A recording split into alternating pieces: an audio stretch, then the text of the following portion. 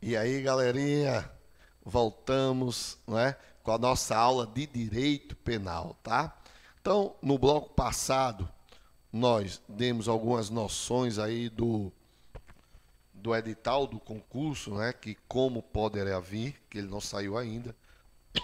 Nós demos as definições como é que a gente estudaria o nosso Código Penal e já iniciamos, né, vendo a diferença entre crime e contravenção. E agora a gente vai fazer um esboço aqui, não é? Como se fosse uma geral aqui do que a gente vai trabalhar, que a gente chama, né, de árvore do crime. Como crime, porque nós não vamos ver mais contravenção, a gente só vai trabalhar com crime, né? Então, como esse crime é dividido para o nosso ordenamento jurídico, tá certo? Então, segundo nosso ordenamento jurídico, o crime é um fato típico, antijurídico ou uma ilicitude, né? Hoje não se tem muito trabalhado mais com antijuridicidade. Não se tem trabalhado muito com antijuridicidade o termo, mas sim com ilicitude, tá? E a chamada culpabilidade.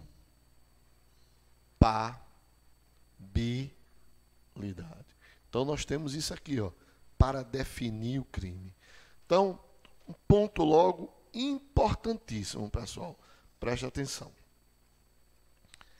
Se eu tenho três elementos que definem o crime, se eu tenho um fato típico, se eu tenho a ilicitude e se eu tenho a culpabilidade, se me faltar qualquer desses elementos, se faltar o fato típico, eu não tenho crime. Se faltar a ilicitude, eu não tenho crime. Se faltar a culpabilidade, eu também não vou ter crime. Então, para que eu possa ser punido por um crime, para que eu possa receber a punibilidade, o chamado jus puniendi do Estado, não é? Eu tenho que,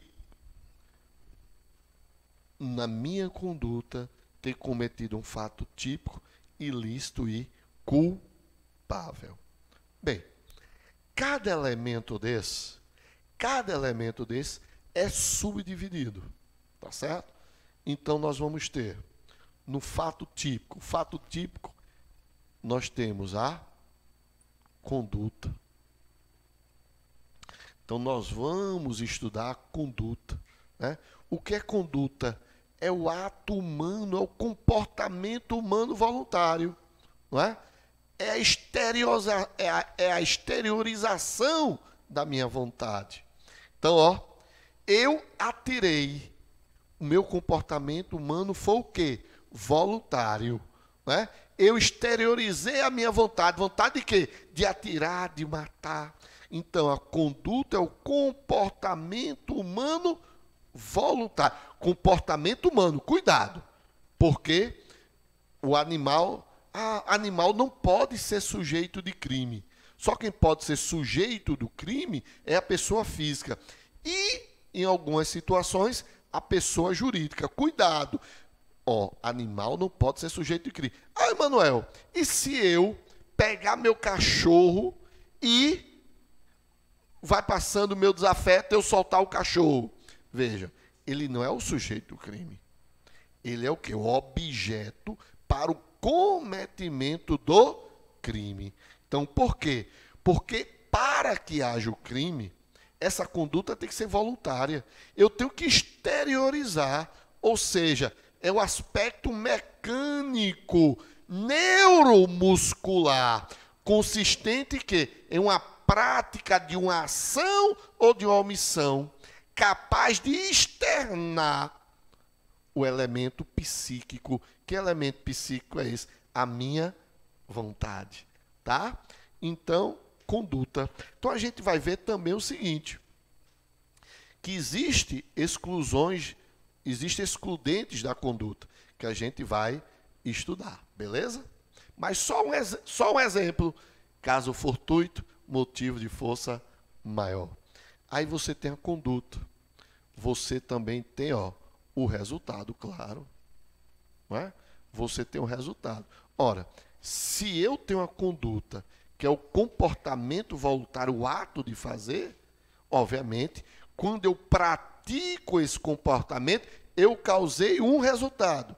E a gente vai ver que esse resultado pode ser jurídico, não é? Ou esse resultado pode ser naturalístico, tá certo? Aí você tem, o nexo de causalidade, que está previsto lá no artigo 13, não é? Está previsto lá no artigo 13 do Código Penal, tá certo? Então lá ele diz que a imputabilidade do crime, não é? Eu só posso ser responsabilizado pelo crime se eu dei causa para a existência do crime. Então, ninguém pode ser responsabilizado por um crime se ele não deu causa para o crime.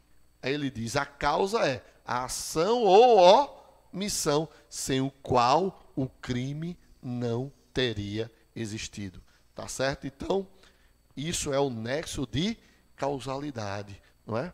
Então, ninguém pode ser responsabilizado por um crime se não deu causa para acontecer.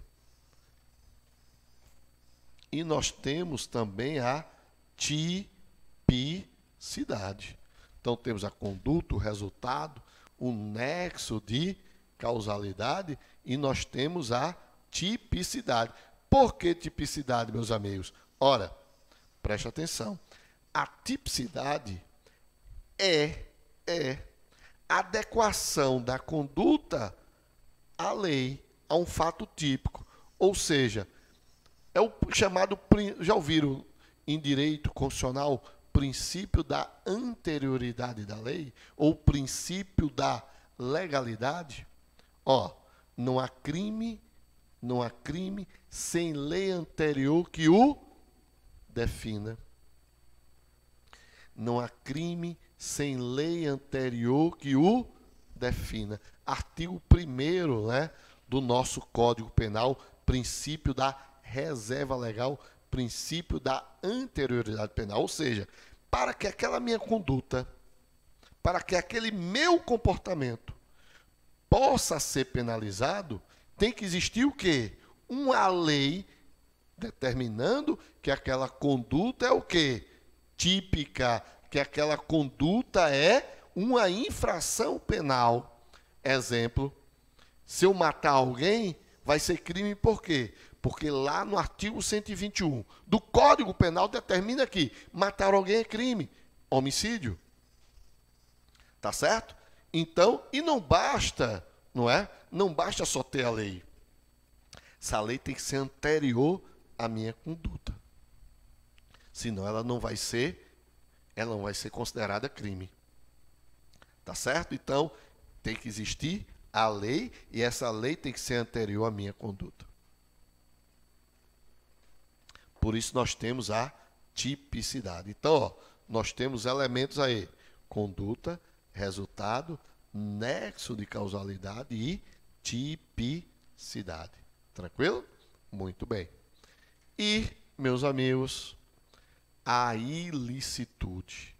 Vejam, praticar homicídio é um ato ilícito. Ilícito por quê? Porque está contrariando a lei. Porque a lei não diz mate alguém. Não é? A lei não diz vá matar alguém. A lei preserva a vida do indivíduo. Né? O Estado preserva a vida do indivíduo. Só que você aprende direito constitucional, olha, eu estou sempre me referindo a direito constitucional porque é a base de tudo. Né? Você aprende direito constitucional que os direitos não são absolutos. Então você tem aquele famoso VELISP, né? Vida, liberdade, igualdade, segurança e propriedade. Aí o professor diz, lá no artigo 5º, né? E no caput do artigo 5º, esses direitos não são absolutos. Então, vejam, se eles não são absolutos, eles são o quê? Relativos. Então, essa relativização, a gente vai jogar aqui na ilicitude. Como assim, Manuel? Ora, observa aí. Se alguém vier me matar, eu posso fazer o quê? Responder a essa agressão injusta. E vou, o cara atirou em mim, eu vou lá e atiro nele. Eu respondi a uma violência, a uma agressão injusta. Chamamos isso de quê? Legítima defesa.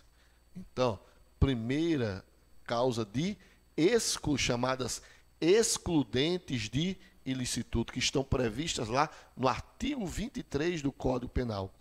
Aí você tem, ó, a legítima defesa. Está lá no artigo 24, né? Legítima defesa. Artigo 24, não, artigo 25, perdão. Então você tem a legítima defesa. Só que eu também tenho outro excludente de licitude, o chamado estado de necessidade. Então o estado de necessidade é uma excludente de licitude. Como seria o estado de necessidade? Não é mais uma agressão injusta, não é? No estado de necessidade eu estou diante de um perigo atual. Exemplo, imagine você o navio afundou, você está no alto mar, só tem uma boia e duas pessoas, você e outro cara, não é? Brigando pela boia. Veja, a boia só dá um cara, meu irmão, só dá um cara. Você vai chegar pro cara, ô, meu amigo, por gentileza, eu quero morrer, não é? E quero dar a minha vida por você, não é? Você vai dizer isso? E principalmente se o cara que está lá em alto mar, não é? No meu caso, foi eu, Emanuel, e o cara que está lá no alto mar, brigando comigo, é um rubro-negro, é um cara que torce pelo esporte. Meu amigo, ferrou para ele, meu irmão. Vou fazer o quê? Eu vou matá-lo, que a boia é minha, e vou deixar ele morrer. Ou então, ó, estou eu escalando um monte, não é? Eu e outro cara, e a corda começa a partir. Bicho, é eu, é ele. E olho para baixo, é um rubro-negro, é um cara que torce pelo esporte, está com a camisa do esporte. O que é que eu faço?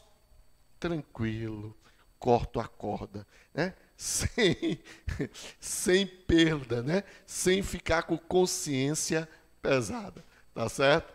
Pessoal, alguém vai perguntar logo, não sou tricolor, não torço pelo Santa Cruz, torço pelo Clube Náutico Capibaribe, tá certo? Beleza? Então, isso que eu falei, estamos diante do estado de necessidade. Estado de necessidade. Tranquilo? Mas existe também outro excludente de licitude, que é a chamada, não é? Exercício regular de um direito. O que seria o exercício regular do direito? O melhor exemplo, né, são chamados ofendículos. Opa, ofendículos, Emanuel? Quem não já passou na rua, viu um muro com cerca eletrônica, ou com aqueles cacos de vidro, o cara quebra o vidro, bota e coloca lá os cacos de vidro, né? Ali são chamados de ofendículos. Ali o exercício regular do direito.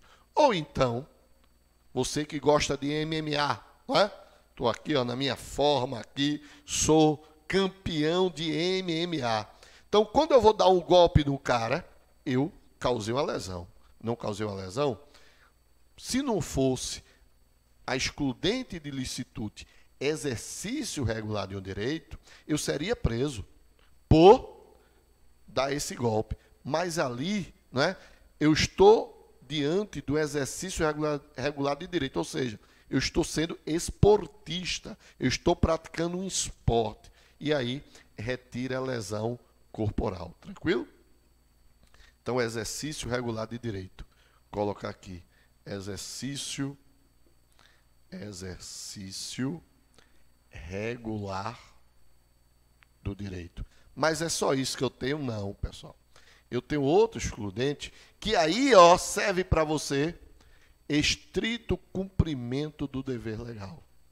Então, para aqueles indivíduos, não é, que são servidores públicos, né? Então, no estrito cumprimento do dever legal, você que vai ser PM, prendeu um cara e o cara, ó, começou a debater essa resistência, você teve que usar a força moderada para acalmá-lo.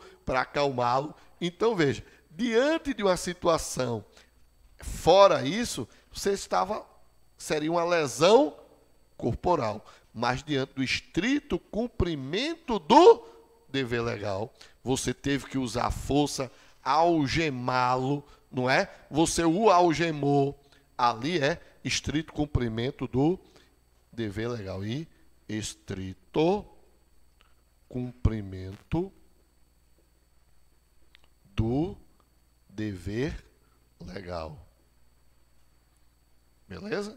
Então, esses são as 3 espécies de ilicitude que a gente vai estudar, tá certo? Então, ó, chamadas excludentes. Eu estou excluindo a licitude, ou seja, eu matei é um fato típico, mas em legítima defesa, eu excluí essa ilicitude. Por isso que esses caras aqui são chamados de excludentes de ilicitude. E vamos aí à culpabilidade. A culpabilidade.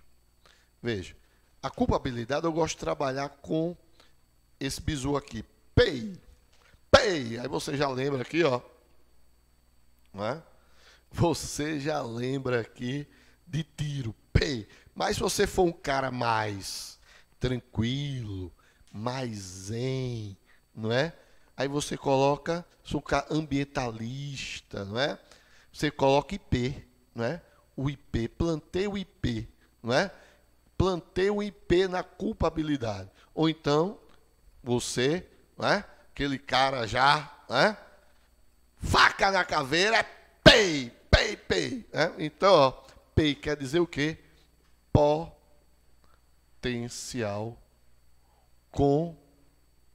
consciência da ilicitude. Então, pessoal, para que o fato seja culpável, eu tenho que ter a consciência do que eu estou fazendo. Né? Eu tenho que ter a consciência do que eu estou fazendo.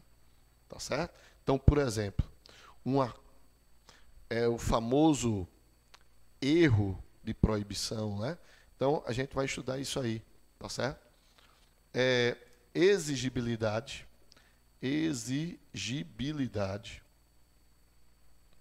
de conduta diversa. Exigibilidade de conduta diversa. Um bom exemplo, isso é a chamada coação moral irresistível.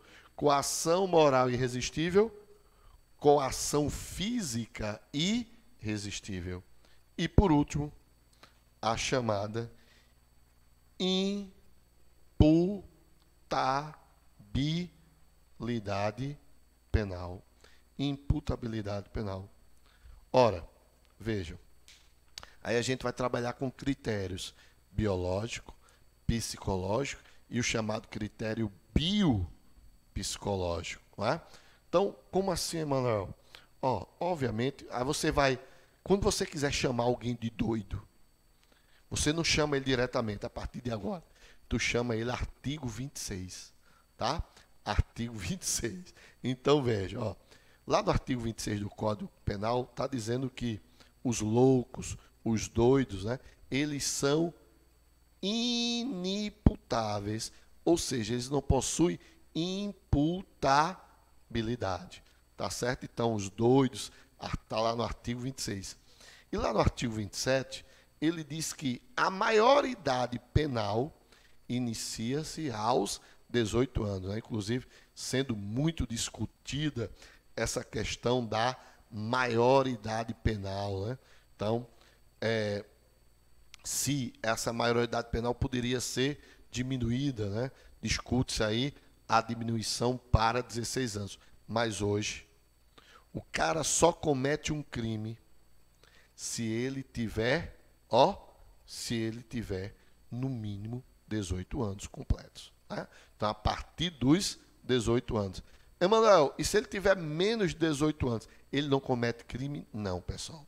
Um menor de 18 anos, ele comete ato infracional. Então, aquele jovem menor de 18 anos, ele comete ato infracional, não comete crime, tá? Também aqui, ó, nós vamos estudar a questão da embriaguez, né? A embriaguez completa, incompleta, embriaguez voluntária, embriaguez involuntária, tudo está aqui nessa questão da imputabilidade. Então, ó, para eu cometer um crime, eu tenho que ser imputável, não é? Eu tenho que ter consciência da minha ilicitude. A minha conduta tem que ser exigível, porque se ela não for exigível, eu não posso. Mano, me dá um exemplo, só mais um exemplozinho dessa conduta exigível aí. Imagina o seguinte: você é gerente de um banco. Os assaltantes foram na tua casa, porque sabe, tu fica com a chave do cofre e diz, ó, tu vai me acompanhar, e eu vou deixar 2 caras aqui. Se você não fizer o que a gente manda, eu mato tua família. Essa conduta do indivíduo, eu posso dizer que a conduta dele de chegar no banco, abrir o cofre, era exigível naquele momento? Não. Então, nesse caso, eu tenho uma excludente, não é, de culpabilidade, inexigibilidade de conduta. Então, só há crime quando a minha conduta é exigível, ou seja, quando eu quero praticá-la. Tá certo? Tranquilo? Então, é isso que a gente vai estudar. Isso aqui é a nossa árvore, né, do crime. Então, relembrando que todo crime é um fato típico, ilícito e culpável. Nós temos 3 elementos. Faltando um desses elementos, não vai existir o crime. O crime não existe. Faltou fato típico. Exemplo, até 2005, você tinha o crime de adultério. A Lei 11.106/2005 retirou. Então, hoje, adultério é crime. Então, ó, em 2004, você traiu a sua esposa, né? Deu aquela escapulida. Era preso por adultério. Chegou 2005, houve o que chamamos de abolício crimes. O crime de adultério deixou de existir. Aí, isso quer dizer o quê? Que você pode cometer adultério? Aí é você e sua esposa, você e sua noiva, você e sua namorada. Juridicamente falando, você pode cometer adultério sim. Cuidado aí para não dizer, ó, eu estava assistindo uma videoaula com o professor Emanuel Tadeu, você dizendo para sua mulher, eu estava assistindo a videoaula com o professor Emanuel Tadeu e ele disse, ó, pode cometer adultério. Eu não estou dizendo isso não, viu? Não vê? Olha, estou dizendo que hoje adultério não é mais crime. Caso você cometa, você não vai ser preso pelo crime de adultério, né? Entenderam aí? Tranquilo? Então, fato típico, né? Aí você vai ter conduta, resultado, nexo, causalidade e tipicidade. Ilicitude é o fato ilícito, são coisas jurídicas que o código determina que são ilícitas. Por exemplo, matar é uma ilicitude, mas você tem as excludentes de ilicitude, ou seja, você pode matar e não ser preso quando você age, por exemplo, em legítima defesa ou estado de necessidade. Você tem o exercício regular do direito e o estrito cumprimento do dever legal, principalmente você aí que vai trabalhar como PM, né? Você está dentro disso aqui. E na culpabilidade, o famoso PEI, potencial consciência da licitude, exigibilidade de conduta diversa e a chamada imputabilidade penal. Meus amigos, é isso aí, não é? Demos aí essa árvore do crime, tá certo? E espero aí que vocês tenham gostado. Iniciamos aí o nosso curso de Direito Penal. Próxima aula, nós vamos destrinchar, vamos ver o que é conduta, vamos ver resultado, depois nexo, causalidade, tipicidade. Terminamos o fato típico, aí vamos ver as excludentes de licitude, legítima defesa, estado de necessidade, exercício regular do direito, estrito cumprimento do dever legal. Terminamos ilicitude, passamos para culpabilidade. Quando a gente terminar esses 3 elementos aí do crime, que demora muito, porque aqui ó, ainda a gente vai ver, ó, tentativa, erro de tipo, crime culposo, crime doloso, tudo está aqui, ó, tudo está aqui. Então, o assunto é enorme, né? O conteúdo é muito grande. Então, quando a gente terminar isso aqui, aí a gente vê aí o que a gente vai trabalhar na parte especial. Quais são os crimes que nós vamos trabalhar. Espero que daqui para lá, quando a gente estiver acabando, o edital já tenha saído. Se não, a gente vai se basear no edital antigo e a gente vai ver na parte especial quais são os pontos que a gente tem que trabalhar. Valeu? Pessoal, muito obrigado e até a próxima aula. Valeu? Até mais.